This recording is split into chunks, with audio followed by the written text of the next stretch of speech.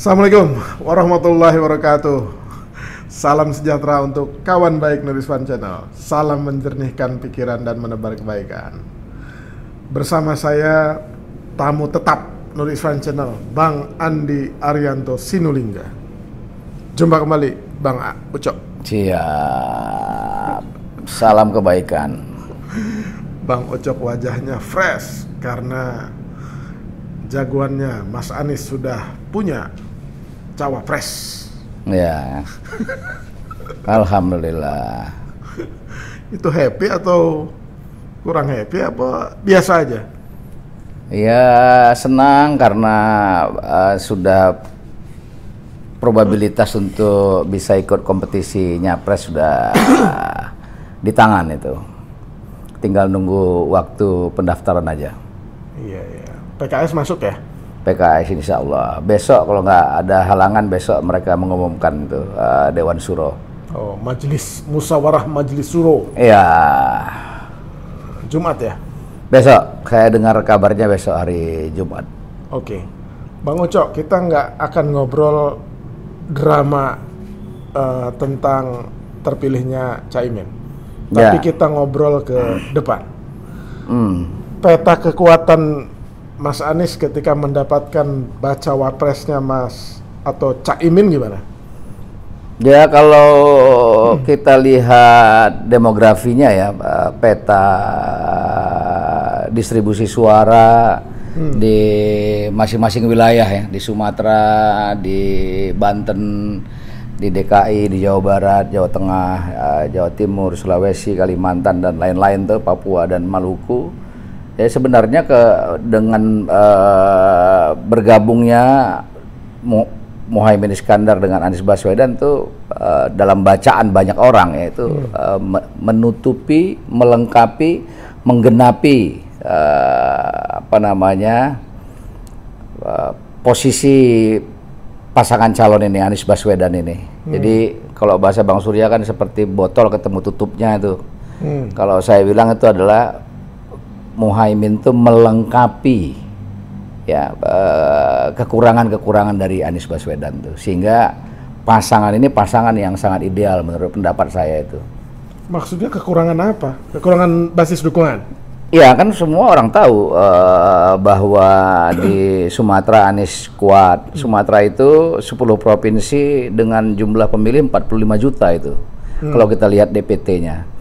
Di Banten 8 juta lebih pemilih itu Anies juga kuat.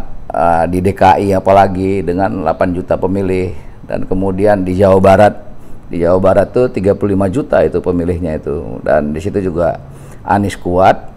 Begitu juga di Sulawesi itu satu pulau tuh 13 jutaan pemilihnya itu. Di situ juga Anies kuat kan.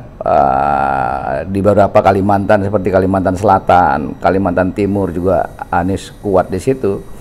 Sehingga kalau selama ini kalau kita lihat para surveyor memotret misalnya Anies relatif kurang di Jawa Tengah dan Jawa Timur, maka keberadaan Muhaimin Iskandar dengan PKB-nya saya yakin itu bisa menutupi kekurangan itu. Memang di hampir semua survei itu di Jawa Tengah, Jawa Timur itu, kalau Jawa Timur saja nggak pernah nyentuh ke 20 tuh. Dia maksimum 17% loh Mas Anies. Ya, ada juga survei yang menyebut 19% gitu, di 18% di Jawa Timur. Dan karena itu dengan bergabungnya PKB, Muhaimin Iskandar, saya yakin itu bisa mendongkrak suara di Jawa Timur.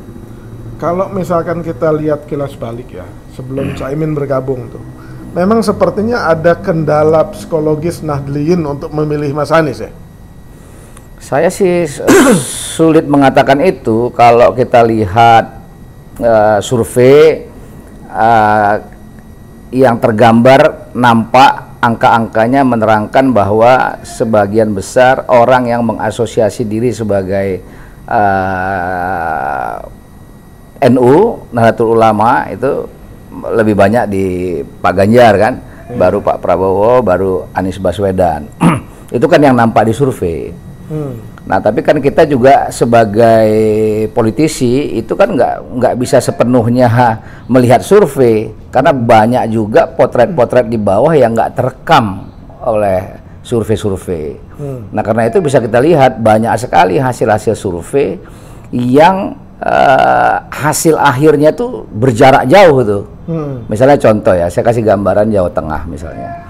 Jawa Tengah itu ketika pilkada tahun 2018, Pilgub. pilkada gubernur tahun 2018, ketika Ganjar Pranowo sebagai incumbent maju lagi, dan kemudian Sudirman Said dengan Ida Fauziah ya PKB juga itu.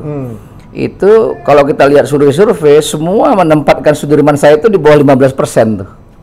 Tidak ada, kalau kita lihat survei bahkan 1 minggu sebelum pemilihan masih ada lembaga survei yang menempatkan Sudirman Said itu 10%. Tapi 1 minggu kemudian hasilnya itu Sudirman Said mendapat 41,8%. Jauh sekali, 30% selisihnya itu. Nah, karena itu kan muncul pertanyaan, apa yang terjadi dalam 1 minggu itu terjadi lompatan 30% lebih. Apa yang terjadi? Nah, kalau kita lihat keadaan pada saat pilkada itu tidak ada yang terjadi apa-apa. Nah, karena itu bisa kita simpulkan ada realitas masyarakat di bawah yang tidak terekam oleh para surveyor. Nah, kita harus ingat juga, Wan, publik, masyarakat kita sudah paham bahwa survei-survei ini juga bisnis, ngerti mereka itu. Makanya sekarang banyak lembaga-lembaga survei kalau turun nggak seperti dulu lagi, itu bawa buah-buah tangan tuh, bawa baju kaos, karena orang sekarang kalau orang udah malas ditanya-tanya survei-survei itu, siapa yang Anda pilih, siapa yang ini. Makanya kalau saya melihat bahwa kalau undecided voters survei hari ini misalnya itu kecil dibikin di bawah, kan rata-rata itu di bawah 10%, nggak mungkin menurut saya orang yang belum menentukan pilihan itu seperti itu. Nah, apalagi kalau kita mau kritis ya melihat survei itu. Misalnya katakanlah satu survei, saya nggak usah sebut namanya, itu yang memberikan catatan bahwa masih ada 30% lebih orang yang swing tuh, swing voters namanya. Dan masih ada 24% yang undecided, yang belum menentukan pilihan tuh. Itu artinya 50% lebih pemilih kita itu masih bisa berubah. Nah, pertanyaannya adalah apa faktor-faktor yang bisa membuat pilihan masyarakat berubah dari memilih Pak Anies menjadi memilih Pak Prabowo, atau dari memilih Pak Prabowo berpindah pilihannya kepada Anies Baswedan. Kan itu kan yang harus dilihat kan, faktor-faktor apa yang membuat orang berubah pilihannya. Itu yang pertama. Yang kedua adalah faktor-faktor apa yang membuat yang disurvei belum menentukan pilihan, tapi kemudian pada akhirnya menentukan pilihan. Nah, karena itu kalau kita lihat semua para pollster ya, para surveyor itu kan sampai hari nggak ada yang berani mengatakan ini pasti menang itu. Yang bisa dipastikan itu adalah masuk putaran kedua, atau mengatakan bahwa pilpres ini besar kemungkinan 2 putaran. Nah, pertanyaan yang muncul, siapa yang punya kecenderungan masuk ke 2 putaran? Nah, kita lihat lagi nanti itu semua data-data itu, kita lihat data-data kuantitatif dan teman-teman yang melakukan canvassing di bawah nih. Nah, itu kan kita harus lihat, karena gini juga, kalau sepenuhnya kita menggunakan hasil lembaga survei, maka kita juga tahu, publik juga tahu, masyarakat juga tahu bahwa lembaga-lembaga survei yang merangkap sebagai pengamat politik ini kan juga ada yang menjadi tim sukses tuh. Ada yang menjadi tim kampanye, menjadi konsultan pasangan calon tuh. Itu kan sebagai sebuah fakta. Kalau si X misalnya menjadi konsultan di capres yang lain, maka pendapat-pendapatnya itu pasti mengunggulkan calon yang dia kliennya itu saya kira masyarakat paham itu, mengerti. Nah, itulah yang membuat banyak sekali orang yang kalau ditanya oleh lembaga survei dia cenderung tidak mau menjawab tuh. Nah, pertanyaannya ketika dia tidak mau menjawab kan pasti dia punya preferensi kan. Bisa jadi dia punya preferensi kepada A, B, dan C, bisa jadi juga sampai di akhir dia golput. Oke. Nah, karena itu waktu 6 bulan ini menurut saya itu adalah waktu yang panjang untuk melakukan sosialisasi, untuk melakukan sebuah langkah-langkah politik sehingga pasangan calon ini, katakanlah Anies Baswedan dan Muhaimin Iskandar, itu bisa cepat diterima oleh masyarakat. Tentu kan nanti ada langkah-langkah itu, yang itu nggak mungkin kita bicarakan secara terbuka kan. Pasti masing-masing punya strategi untuk melakukan itu. Cuma ada sebagian sih nganggap gini, Caimin jadi cawapresnya itu bukan akan meningkatkan suara Mas Anies, ya, tapi akan menurunkan. Kenapa? Karena di hampir semua survei lembaga-lembaga, ketika ditanya cawapres popularitas maupun elektabilitasnya, itu Caimin itu selalu di klaster yang bawah gitu loh. Yang di atas itu seperti Sandi Uno lah, RK lah, AHY lah, ya kan, Mahfud lah, Hovifah lah misalkan. Tapi Caimin tuh di bawah. Gimana menurut? Ya, tapi kalau kita lihat juga Hovifah juga di bawah klasternya. Kan nggak pernah, Hovifah juga tidak pernah top 5 kan.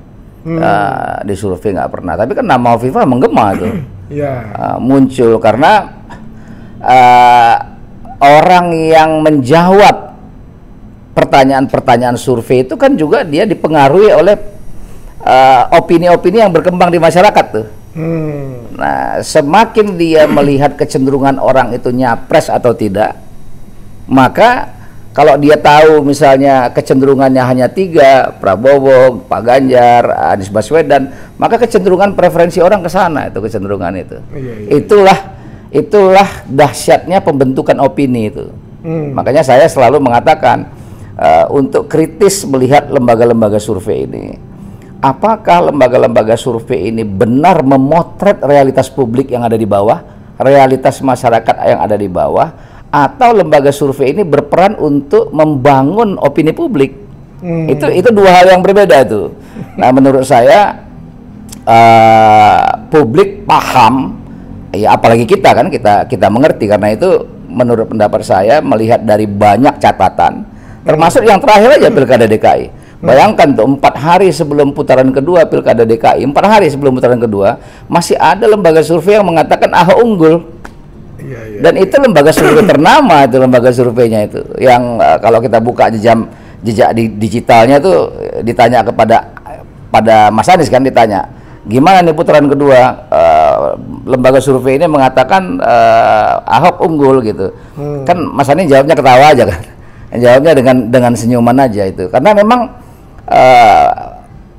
kita harus melihat penyampai pesan dalam hal ini para lembaga-lembaga survei itu yang juga merangkap sebagai pengamat itu, di mana posisi berdirinya. Nah, ya beda posisi berdirinya, beda opininya. Itu fakta yang nggak bisa dipungkirin, fakta itu. Kalau mau jujur terbuka ya. Nah, menurut saya satu-satunya lembaga survei yang jujur terbuka itu cuman Polmark tuh, AFC Pula Patah. Dia declare, dia melakukan survei di Partai Kebangkitan Bangsa. Dan dia mengakui bahwa kliennya Partai Kebangkitan Bangsa. Itu. Nah, itu sebenarnya lembaga survei yang benar ya begitu. Kliennya Partai Kebangkitan Bangsa, sehingga publik tahu bahwa dia ini bicara sebagai konsultannya Partai Kebangkitan Bangsa. Nah, jangan identitas itu, posisi itu disembunyikan seolah-olah netral. Nah, itu yang nggak boleh, yang selama ini yang kita belum lihat dari lembaga survei yang lain tuh. Dia itu melakukan survei itu dibayar oleh siapa? Dibayar oleh klien siapa mereka itu? Kan nggak mungkin pakai uangnya sendiri. Ya nggak mungkin pakai uangnya sendiri. Setiap bulan 1 kali 2 kali melakukan survei, kaya raya mereka itu. Ya mereka hidup dari situ, dapat uang dari situ. Dari apa? Dari klien. Nah, keterbukaan itu yang belum terjadi. Menurut saya respect sama AFC Pula Patah itu karena dia memunculkan wajah baru menjadi surveyor itu. Ya harus begini, declare, sehingga orang tahu dia berdiri di situ, opininya begitu, sehingga orang bisa mencerna. Jangan seolah-olah netral sebagai pengamat, tapi berpihak. Nah, itu yang tentu buat sebagian orang paham gitu. Tapi kan ada juga sebagian lagi yang nggak paham. Nah, itu yang mungkin menjadi market dari para pembentuk opini ini. Iya. Nah, kembali ke sosok Caimin ya. Kan dipilihnya Caimin itu untuk mengambil suara, let's say, Nahdliyin ya. Padahal Nahdliyin itu ternyata kan banyak figur atau secara kultural itu ya beda-beda maupun secara struktural juga beda-beda. Nah, apakah Bang Ucok melihat bahwa Caimin dan Mas Anies itu, atau terutama Caimin, bisa mengkonsolidir kekuatan Nahdliyin sehingga memilih pasangan Amin ini? Sementara ada PBNU sendiri yang tegas mengatakan jangan bawa-bawa NU. Kemudian ada juga figur Mbak Yeni, Gus Duriannya. Yeah. Nah, itu apakah Caimin bisa mengkonsolidir ini sehingga memenangkan pertarungan? Kalau saya lihat di lapangan, saya yakin bisa. Ya, kalau saya lihat di lapangan, saya sangat yakin itu bisa dilakukan. Nah, karena itu sebenarnya ya kalau saya ya misalnya, saya nggak pernah menggunakan term-term NU, tapi lebih pada demografi wilayah itu. Jadi Jawa Timur, Jawa Tengah, Jawa Barat gitu. Itu kan isinya bukan NU semua, isinya. Nah, di Jawa Timur, Jawa Tengah itu ada pedalaman, ada pesisir, ada perkotaan. Itu kan kita lihat wajahnya itu berbeda itu. Karena itu menurut saya yang paling penting adalah melihat peta wilayahnya. Dan ingat, PKB itu nggak bisa dikatakan sebagai partai Jawa Timur atau partainya NU. Itu nggak bisa lagi dikatakan semata-mata dia sudah menjadi partainya nasional. PKB itu banyak orang-orang NU, iya itu benar itu. Nah, tapi kita lihat misalnya contoh lah ya di Aceh misalnya, PKB itu awalnya nggak punya kursi loh, dapat 1 kursi di dapil 1, namanya Irmawan namanya. Lalu kemudian pemilu 2019 yang lalu dapat lagi dapil gua. Namanya Ruslan, mantan Bupati Biren tuh. 2 berarti dari Aceh itu. Iya, dan itu bukan orang NU dua-duanya. Jadi jangan lagi melihat aja. Begini maksud saya itu ya. Karena itu nggak bisa kita melihatnya itu seperti itu. Jadi saya lebih cenderung melihatnya adalah wilayahnya. Okay. Nah, jadi Muhaimin Iskandar ini harus dilihat dia sebagai tokoh dari Jawa Timur yang relasi sosialnya di Jawa Timur. Ya tentu di situ ada kiai-kiai kan, tentu di sana itu karena basis kulturalnya ada di sana kan, para santri-santri yang ada di Jawa Timur. Nah, karena itu saya yakin sekali bahwa Muhaimin mampu mengkonsolidasi suara di Jawa Timur tuh. Begitu juga di Jawa Tengah. Nah, Jawa Tengah ini kan saya tadi sudah sampaikan tuh kan, ketika Sudirman Said dan Ida Fauziah yang notabene juga Menaker sekarang lah itu. Ya, Menaker sekarang PKB, kita kan sedang bicara PKB-nya ini, partainya kan, berpasangan sama Sudirman Said, itu mampu menggerus suara sampai dengan 41,8% dengan segala keterbatasan itu. Bayangkan pada waktu itu sang incumbent didukung oleh resources yang besar, didukung oleh pemerintah pusat dengan full resources, itu masih bisa ngambil 41,8%. Pertanyaannya muncul, apa yang membuat 41,8% masyarakat di Jawa Tengah tidak memilih incumbent? Ini kan, itu kan pertanyaan-pertanyaan tuh. Berarti Sudirman Said dan Ida Fauziah sebagai calon wakil gubernur pada waktu itu, yang notabene dari PKB, itu mampu memobilisasi suara sebesar itu di Jawa Tengah. Pertanyaannya muncul lagi, apa yang mereka kerjakan? Nah, di mana peta basis-basis suara yang mereka dapat itu? Nah, ini kan pembicaraan yang sebenarnya itu serius nih pembicaraannya ini, yang nanti pasti itu ada kamarnya sendiri bicara. Karena itu saya tidak pernah terpengaruh dengan survei-survei yang muncul selama ini. Bukan kita tidak percaya, kita hormati profesi itu sebagai sebuah profesi intelektual, kita hormati. Tapi kan nggak bisa kita tutup mata juga. Banyak sekali orang-orang yang mendagangkan ilmu pengetahuan ini untuk kepentingan politik dan ekonomi. Nah itu kan juga nggak bisa kita pungkirin kan. Karena itu menurut saya jangan sampai orang-orang kayak kita ini terpengaruh dengan framing yang dikembangkan oleh pembentuk opini publik itu. Ya berarti kalau kita ikut mengembangkannya berarti ya kita ikut agenda mereka itu. Nah walaupun bentuknya itu pertanyaan, tapi sesungguhnya kita sudah ambil apa yang mereka lemparkan, opini yang mereka kembangkan menjadi kesadaran kita, dan itu kita diskursuskan tuh. Nah itu menurut saya dalam pertempuran tuh sudah kalah tuh kalau dalam pertempuran tuh. Yang mau saya pertajam lagi yang soal peta wilayah tadi ya. Ya. Kan selalu orang perbincangan publik itu ngelihatnya Anies lemah di Jawa Tengah, Jawa Timur. Ya. Dengan masuknya Caimin, kalau kita lihat peta kekuatan politik di Jawa Tengah, Jawa Timur, ya memang basisnya PKB itu di dua provinsi ini memang lumayan tuh, kuat sekali. Bukan lumayan, kuat. Ya, di Jawa kuat, Timur kuat, di Jawa Tengah kalau saya tidak salah nomor dua setelah PDIP itu. Ya. Jadi nggak bisa dipandang enteng ini mesin politik ini. Nggak bisa kita pandang enteng. Nah kalau ada yang mengatakan ini tidak berpengaruh, itu berarti menurut saya keliru dalam memetakan mesin politik partai-partai yang ada. Itu. Oke. Artinya tambahan kekuatan ini signifikan sekali dengan mesin politik PKB di Jawa Tengah, Jawa Timur dong ya? Begini cara lagi melihatnya, kalau ini sebuah kekuatan yang tidak diperhitungkan, nggak gempa ini dalam waktu berapa 1 minggu belakangan ini, heboh, kemudian jadi perbincangan publik. Kalau tidak ada sesuatu yang dikhawatirkan, untuk apa diperbincangkan? Itu yang pertama. Yang kedua adalah pasangan Anies dan Muhaimin ini merubah peta dari poros-poros yang sudah ada. Merubah peta di koalisinya Gerindra dan merubah peta juga di koalisinya PDI dengan Ganjarnya itu kan. Kan kemudian terjadi perbincangan sehingga banyak tokoh-tokoh yang tadinya tidak diperhitungkan sekarang diperhitungkan. Contoh aja saya yang mengatakan Ridwan Kamil lah misalnya. Oh tiba-tiba dipanggil Ibu Mega, kemudian makan sama Pak Prabowo. Jadi hidup kartunya. Itu karena apa? Karena ada realitas yang dibentuk di sini itu sehingga mempengaruhi apa yang terjadi di sini. Nah, itu kan sebenarnya gambaran bahwa Anies Muhaimin itu bikin peta berubah. Iya, bikin peta berubah itu akibatnya, tapi itu dari sebuah pandangan bahwa pasangan ini bukan pasangan kaleng-kaleng, bukan pasangan yang bisa dipandang sebelah mata ini.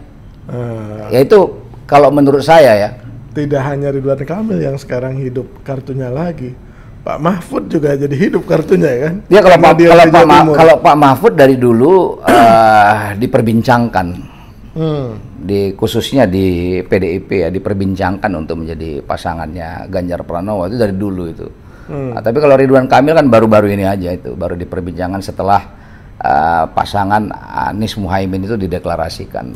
Jadi bukan tidak mungkin Mas Ganjar sama Mas Bowo itu ngambil calon yang mungkin irisan suaranya sama dengan Caimin. Nahdliyin juga. Saya kembali lagi, saya melihatnya tidak Nahdliyin begitu cara melihatnya. Saya melihatnya Jawa Timur, Jawa Tengah, Jawa Barat. Sekarang dengan peta begini misalnya, kalau diasumsikan Muhaimin itu kuat di Jawa Timur, berpotensi menggerus suara di Jawa Timur. Pertanyaannya adalah Pak Prabowo, Pak Ganjar itu mau membelah di situ dengan mencari tokoh dari situ juga, atau mengambil tempat lain di Jawa Barat, mengambil kantong kosong yang tidak ada tokohnya, yang selama ini tidak diperbincangkan. Tokohnya ada, namanya Ridwan Kamil, tapi selama ini tidak diperbincangkan dalam portofolio cawapres itu. Nah karena itu hitungan saya, cara membaca berpikir di sana pasti akan melihat apakah ingin membelah Jawa Timur dengan mencari tokoh dari Jawa Timur, atau mengambil Ridwan Kamil yang dianggap bisa menggerus suara di Jawa Barat. Nah, itu menurut saya, cara saya membaca begitu. Cara karena gini, kalau kita bilang nanti cara berpikirnya Nahdliyin, pertanyaan saya, Di DKI ini banyak nggak NU-nya? Banyak NU-nya. Berbeda NU-nya sama di Jawa Barat sama di Jawa Timur itu. Iya. Nah, karena itu menurut saya membacanya adalah membaca peta wilayah. Karena kemenangan itu nanti ditentukan di Jawa Timur dapat berapa, di Jawa Tengah dapat berapa. Nggak ada kotak suara NU nanti di sana. Iya. Nggak ada. Makanya perbincangan itu saya setuju. Misalnya kalau PBNU bilang jangan bawa-bawa nama NU, justru kita yang keblinger menurut saya itu. Kita memperbincangkannya. Itu yang menurut saya itu, padahal yang paling penting memetakannya itu adalah peta-peta wilayah. Nah, kebetulan ada di situ basis NU, ya tentu itu menjadi pergumulan di situ. Kemampuan Muhaimin Iskandar nanti kepada kiai-kiai yang ada di tempat-tempat yang memang dianggap dominan itu, yang dianggap determinan bisa mempengaruhi pemilih di daerah itu. Tapi kertas suara itu nanti keluar di kabupaten A, di kabupaten B, di kabupaten C. Begitu peta suara menumpuk di provinsi A, di provinsi B, di provinsi C. Begitu cara membingkainya itu. Nah, ada varian-varian di dalamnya itu. Apakah Muhammadiyah, Islam perkotaan, misalnya katakanlah begitu, atau NU yang cenderung ada di daerah-daerah misalnya. Ya itu varian di dalamnya. Nah, karena itu saya melihat Muhaimin ini tidak sebatas dia sebagai tokoh dari kultural NU. Jadi saya nggak bilang dia sudah menjadi tokoh nasional. Buktinya dia punya 58 kursi di DPR. Yang banyak dari anggota-anggota DPR-nya juga bukan dari kalangan santri. Iya. Itu menurut saya melihatnya itu. Nah, selama ini kalau kita lihat di televisi, kita lihat para pengamat ngomongnya kan sebatas itu. NU ini Jamiah NU macam-macam gitu ya, seperti itu. Dan menurut saya itu terlalu sederhana menurut saya melihatnya. Kalau kita lihat sosok ya Caimin, Bang Ucok melihat sosok Caimin itu seperti apa? Saya melihat Muhaimin Iskandar itu organisatoris tulen ya. Dia orang cucu atau cicit dari tokoh besar, orang besar, bukan pejabat besar ya. Jadi pejuang kemerdekaan. Jadi bukan orang besar, bukan pejabat besar, bukan orang kaya gitu, tapi tokoh. Ya, tokoh-tokoh kita terdahulu itu berbeda sama tokoh-tokoh kita sekarang tuh. Ya, dalam banyak hal itu, integritasnya dan lain-lain tuh. Dia punya benih, ya, punya bibit yang menurut saya bagus tuh, terahnya bagus dan berproses dari bawah. Aktif mahasiswa di PMII, kemudian bisa memimpin partai besar seperti PKB. 18 tahun loh ya. Sudah 3 periode ini menjelang masuk 4 periode, pernah menjadi menteri, pernah menjadi anggota DPR, wakil ketua DPR. Dia pengalamannya komprehensif dan dia organisatoris yang baik. Dan Caimin ini jenaka. Banyak humornya. Iya, dia diserang menjawabnya dengan humor. Kalau dia nyerang balik pun dengan humor tuh. Nah, menurut saya tokoh-tokoh seperti ini itulah yang harus diperbanyak di ruang publik. Iya. Jangan urakan. Jadi menyerang orang itu dengan urakan itu yang membuat kan iklim politik menjadi panas dan menjadi polarisasi yang mengental. Jadi selama ini orang-orang yang bicara polarisasi itu sesungguhnya orang-orang yang menciptakan polarisasi itu. Dengan cara apa? Ya kalau menyerang tuh urakan gitu loh. Nah, coba lihat bagaimana Muhaimin menangkis serangan tuh. Jadi memang kemampuannya sebagai seorang politisi itu menurut saya untuk segenerasinya dia di atas rata-rata itu. Iya.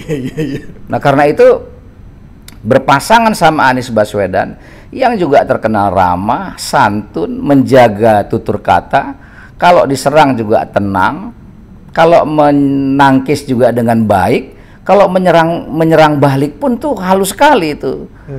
Sehingga orang tidak sakit hati dengan. Coba lihat bagaimana dia diserang pengkhianat macam-macam. Mana ada kosakata pengkhianat dalam politik? Iya. Itu pengkhianat tuh dalam kosakata sinetron-sinetron percintaan itu, atau lagu-lagu pengkhianat cinta macam-macam itu kan sebenarnya bahasa-bahasa yang orang yang belum matang dalam berpolitik, kemudian masuk politik, kemudian mengeluarkan diksi-diksi kata yang tidak patut. Nah, padahal dalam politik itu kalau cocok jalan, nggak cocok ya pisah. Iya. Kan semudah itu saja kan, tanpa harus mengucapkan apalah namanya baper. Tapi yang saya mau katakan itu adalah mengeluarkan kata-kata yang tidak patut, dan Anies itu menjaga kosakatanya itu. Nah, karena itu dua pasangan ini pasangan yang menurut saya teduh nih. Iya. Anies punya keterampilan komunikasi yang baik, bahasa internasionalnya baik, pergaulan internasionalnya baik, orangnya kalkulatif, secara keilmuan dia punya keilmuan di bidang ekonomi. Itu menurut saya ini melengkapi, dan ini pasangan yang klop menurut saya untuk disajikan kepada publik, dan nanti masyarakat yang menentukan pilihannya. Dan saya yakin sekali itu pasti kalau ini sudah berjalan, itu dukungan kepada Anies Muhaimin itu akan deras ya menurut saya itu. Pede banget itu. Ya, itu PD itu kan bukan tanpa alasan tuh. Iya. Ya kan kita kan di bawah lihat ini. Saya juga baru nyampe nih dari Sumatera Utara, dari Aceh, melihat bagaimana respon publik. Yang kita tentu berbeda metodologinya dengan metodologi survei. Berbeda ya cara kita melihat itu. Tapi dalam politik itu kita nggak boleh terjebak pada angka-angka statistik itu saja. Tapi juga harus lihat di lebih dari itu. Yang bisa jadi tidak terekam oleh para lembaga survei. Nah, karena itu dalam politik selain kalkulatif itu ada insting juga tuh. Nah, karena itu saya yakin bahwa ini pasangan yang punya nilai jual tinggi. Kalau kasus-kasus yang dianggap masalah Caimin, ya kayak misalnya kasus kardus durian, terus yang terakhir ini pemanggilan dia ke KPK, itu jadi liabilities nggak tuh? Siapa sih orang yang nggak pernah dipanggil KPK? Nanti kalau kita tanya misalnya Pak Ganjar, kasusnya KTP, tapi kan nggak terbukti. Iya. Prabowo misalnya, food estate misalnya, tapi kan nggak ada secara hukum dia terbukti bersalah. Hukum itu fakta. Nah, politik itu opini. Nah, apakah pemanggilannya itu untuk membentuk opini? Nanti biar publik yang menilai. Nah, kalau misalnya kita katakan Anies Baswedan misalnya katakan gitu, coba tanya sama publik, percaya nggak orang Anies Baswedan korupsi? Pasti jawabannya nggak percaya. Tapi dipanggil KPK juga kasus Formula E. Apa pertanyaannya kalau orang sudah dipanggil KPK, kemudian sudah pasti dia bersalah? Selama ini kepala kita yang berantakan, seolah-olah kalau orang sudah dipanggil KPK, seolah-olah kalau orang sudah dipanggil aparat hukum, Kejaksaan Agung, orang ini sudah pasti bersalah, orang ini sudah pasti bermasalah.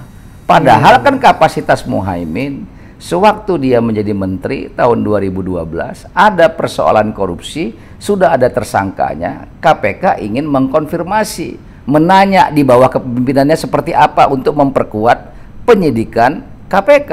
Ini menurut KPK kalau kita mau bersangka baik ya.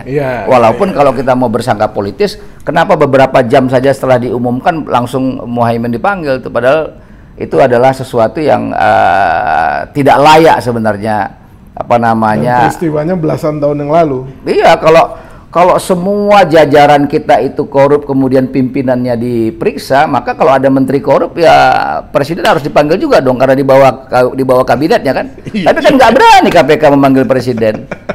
Jadi maksudnya gini, kita harus bicara belak-belakan yang kayak begitu-begitu itu. Hukum, jangan hukum dijadikan sebagai alat politik. Itu tuh. Nah, itu yang kita mau. Nah, kan kita publik juga tahu ini gimana carut-marut penegakan hukum kita. Kalau ditanya soal penegakan hukum, itu penegakan hukum yang paling buruk tuh kita ini. Tahu. Publik ngerti itu. Ngerti. Saya yakin publik ngerti itu. Dan kan bisa dilihat dari perbincangan publik. Bahkan ada salah satu politisi dari partai yang tidak mendukung Anies Baswedan juga mengucapkan hal yang sama. Dia menyayangkan perilaku KPK itu. Nah itu yang apa namanya yang menurut saya dengan keterbukaan informasi ya, walaupun banyak hoax gitu, tapi saya yakin sebagian besar masyarakat itu bisa memfilter informasi yang bertebaran dengan mudah itu, dan mereka menyaringnya dengan baik. Artinya Bang Ucok nggak terlalu khawatir lah Caimin itu bermasalah. Soal apa? Bermasalah soal apa? Ya, soal pemanggilan KPK nanti dijegal oleh. Lo kalau saya aku yakin karena saya tahu persoalan itu. Saya nggak usah kita jelasin ini. Saya yakin Muhaimin itu tidak tersangkut urusan korupsi. Yakin, saya yakinnya. Soal yang dipanggil kemarin itu. Iya. Dipanggilnya cuma sebentar juga sih, cuma 5 jam kan. Iya, cuman kan itu digoreng lah, namanya juga dalam politik kan digoreng, sama kayak Anies kemarin digoreng seolah-olah korupsi Formula E kan. Gorengan-gorengan politik murahan kayak gitu kan, masa publik nggak tahu, kita berarti anggap enteng tuh sama masyarakat kita. Masa masyarakat nggak tahu masyarakat kita, Wan.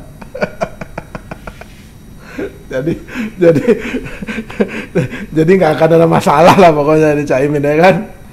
Sekarang pertanyaannya gini, kita mau ikut membumbui masalah atau ingin running terus ke depan tuh? Saya memilih running ke depan dan memverifikasi ini nggak ada masalah, karena itu saya yakin tuh. Jadi kenapa saya yakin? Karena Anies ini, Wan, kalau kita lihat latar belakang dia mulai dari jadi tim suksesnya Jokowi, jadi juru bicara, kemudian di reshuffle, dapat gubernur, dipencet sana, dipencet sini, ya lolos terus sampai dengan ingin yang terakhir kan deadlock tuh sebenarnya tuh antara Nasdem dan Demokrat. Ya siapa yang bisa tahu ada di sana juga ada kebekuan di Koalisi Kebangkitan Indonesia Raya. Kan ada juga perubahan di sana. Kan nggak ada yang desain tuh. Kemudian di sana ada persoalan, di sini ada persoalan, kemudian menyatu. Siapa yang bisa tahu? Jadi menurut saya yang tadinya kita pun mendengar informasi itu nggak enak ya, aduh ini bisa deadlock ini. Tapi ada jalan keluarnya. Dan saya percaya yang gitu-gitu itu. Jadi kalau kita sungguh-sungguh, kita punya niat yang baik dan tulus, saya yakin ada jalan keluar dari segala kesulitan itu. Artinya ketika Caimin berubah haluan ke Mas Anies, Bang Ocha juga termasuk yang tidak menduga ya? Saya berharap, bukan menduga. Jadi saya termasuk yang berharap. Karena kan kita sudah bicara itu. Jadi sebenarnya kalau misalnya Anies Ahaye itu berarti kita sudah tidak punya opsi lain. Jadi kalau kita mau runtut itu, Muhaimin adalah opsi yang lebih baik menurut pendapat saya ketimbang Ahaye. Walaupun kita mengharapkan sebenarnya Demokrat tetap ada di sini, tapi kan ternyata Demokrat ya harus Ahaye. Kalau tidak Ahaye ya dia cari opsi lain juga kan. Nah itu kita hargain saja gitu. Tapi bagi saya dideklarasikannya Anies Muhaimin sebagai capres, bakal calon presiden dan bakal calon wakil presiden itu melegakan buat saya, karena ada harapan juga supaya ini bisa berpasangan, PKB-nya masuk. Cuman harapan kita dulu kan koalisi perubahannya 3 ini utuh, kemudian tambah 1 PKB jadi 4. Ternyata kan 3 pergi 1 masuk 1. Ya tetap 3 juga, 1 pergi meninggalkan yang 2. Jadi kalau 3 ini, jadi sebenarnya yang pergilah yang meninggalkan yang 2. Jadi harapan untuk ngambil PKB itu termasuk Bang Ucok tuh harapannya besar ya. Cuman kan nggak ada pintunya waktu itu kan, karena Caiminnya waktu itu sih masih setia dengan Prabowo kan. Ya masih setia dengan Prabowo, kemudian bahkan mau ketemu Mas Anies saja sungkan kan. Iya. Menjaga perasaan yang lain lah. Ya kan, dan itu diakuin oleh Caimin kan, bahkan mau ketemu aja dia enggan untuk ketemu Mas Anies kan. Tapi perjalanan waktu bicara lain gitu, dan itu yang menurut saya harus disyukuri. Jadi kalau Justru kalau bisa koalisi-koalisi lain juga lebih cepat menentukan cawapresnya, dan saya setuju tuh pendaftarannya dipercepat tuh, biar cepat langsung main, ya berlayar, langsung ikut dalam kontestasi yang dengan segala aturan yang ada itu, dan publik di situ saya yakin akan menentukan pilihannya dengan baik. Oke, terakhir soal pasangan capres-cawapres yang lain kan. Jadi berhadapan dengan entah itu Ganjar Sandiaga Uno, Ganjar Mahfud, Ganjar Ridwan Kamil, Ganjar siapapun, kemudian Prabowo juga entah Erick Thohir, Gibran. Jadi melawan siapapun, menurut Bang Ucok,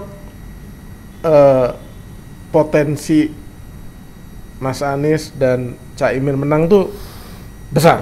Besar. Semua punya peluang yang sama. Tahapan yang ada di depan masuk ke putaran kedua dulu kan. Ya. Nah, semua koalisi termasuk pasangan ini punya probabilitas yang relatif sama untuk masuk ke putaran kedua.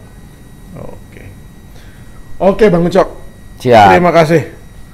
Apa ngobrol Bang Ucok itu enak, nggak terasa ya kan, udah 40 menit. 40 menit. penontonnya sur kalau tamunya Bang Ucok ya kan. Terima kasih Bang Ucok sekali lagi. Demikian kawan baik, jangan lupa subscribe Nurishwan Channel. Terima kasih Bang Ucok. Sama-sama.